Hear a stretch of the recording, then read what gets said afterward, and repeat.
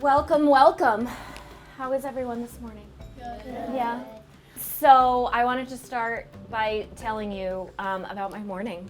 So as you know, I drive Carter to school every morning. And so I was eating my breakfast in the car, and as I took a bite, most of it spilled right down my shirt. So how do you think I felt in that moment? Upset. Thanks for raising your hand, Adam.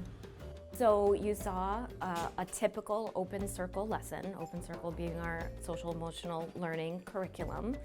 I'm very open with my life with my students because I feel that making those connections helps build my classroom community. The learning can't happen unless they feel comfortable and safe with me.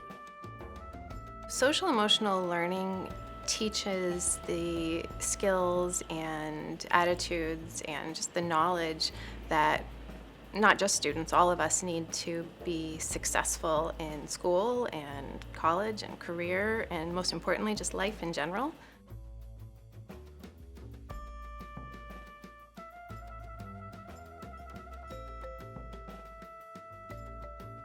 And social emotional learning can provide a really strong foundation for mental health education and for building what we call protective factors. So these skills and these relationships in a young person's life that can help to reduce their risk for running into mental health challenges. Who remembers what it means to be a positive leader? What does it mean to cooperate? Cooperate means to work together on a common goal. Just like we did with that big painting. Yes, great remembering.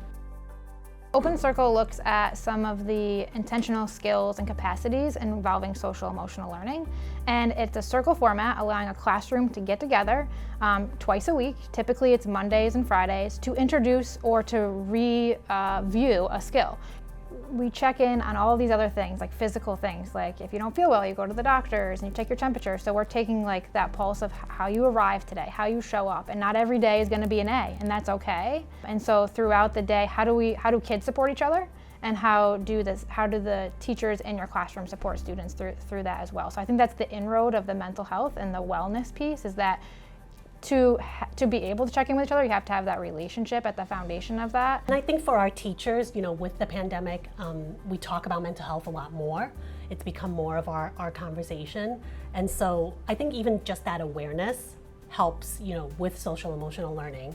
And it's become so ingrained kind of in what we do that it's no longer, a piece where people are afraid to talk about it and, or they feel like they're not equipped to talk about it.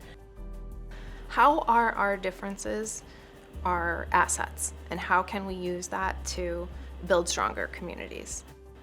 This is one of the ways we can do it, is to create these basic competencies around both the adults and the young people, and that's going to strengthen school climate and culture, and that's going to give us stronger environments for students to feel safe and welcomed and be able to take risks and explore and feel empowered to make change in their communities.